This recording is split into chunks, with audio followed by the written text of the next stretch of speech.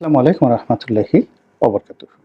সম্মানিত দর্শক, বাংলাদেশ অতি সম্প্রতি একটি বিনিয়োগ সম্মেলন হয়ে গেল।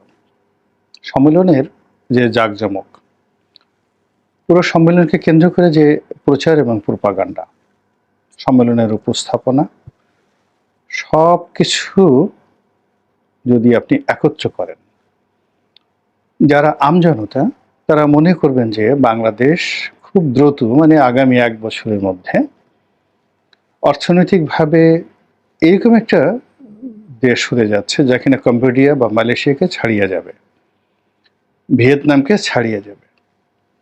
এবং এই সম্মেলনে ডক্টর মোহাম্মদ ইউনূসের যে ম্যাগনেটিক পাওয়ার, সেই ম্যাগনেটিক পাওয়ারে সারা দুনিয়া থেকে বিনিয়োগকারীরা পঙ্গপালের মতো বাংলাদেশে এসে অকাতরে তারা বিনিয়োগ করবে এবং লক্ষ লক্ষ লোকের কর্মসংস্থান হবে, ইত্যাদি ইত্যাদি আরও অনেক কিছু যারা ইন ডিটেলসে না যান।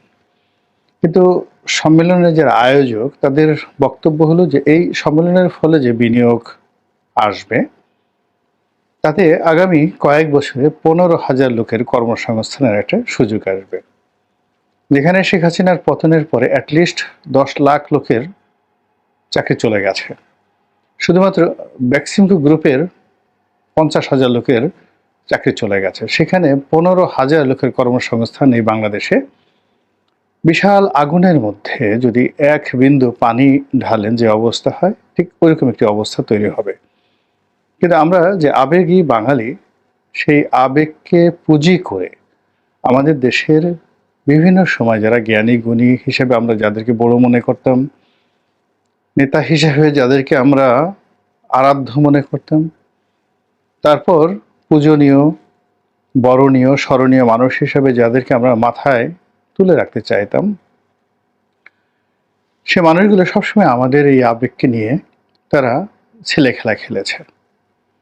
এবারও এই বিনিয়োগ সম্মেলনকে নিয়ে কি হচ্ছে সেগুলো নিয়ে আলাদা একটা ভিডিও করব।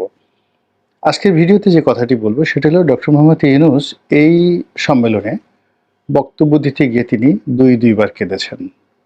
আমাদের মহান মুক্তিযুদ্ধকে কেন্দ্র করে তিনি কিছু বলতে চেয়েছেন এবং তখন তিনি কেঁদেছেন। দ্বিতীয়ত ১৯৭৪ সনে বাংলাদেশে যে দুর্ভিক্ষ হয়েছিল সেই কথা বলতে গিয়ে তিনি কেঁদেছেন। তার এই কান্না আমার কাছে খুব অস্বাভাবিক বলে মনে হয়েছে। কেন মনে হয়েছে সেটা আমি বলি। প্রথমত, তিনি সাধারণত কাঁদেন না। কখনো কোনো অবস্থাতেই আপনি তার অতীতের কোনো স্মৃতি আপনি দেখাতে পারবেন না তার কান্না বিজড়িত কোনো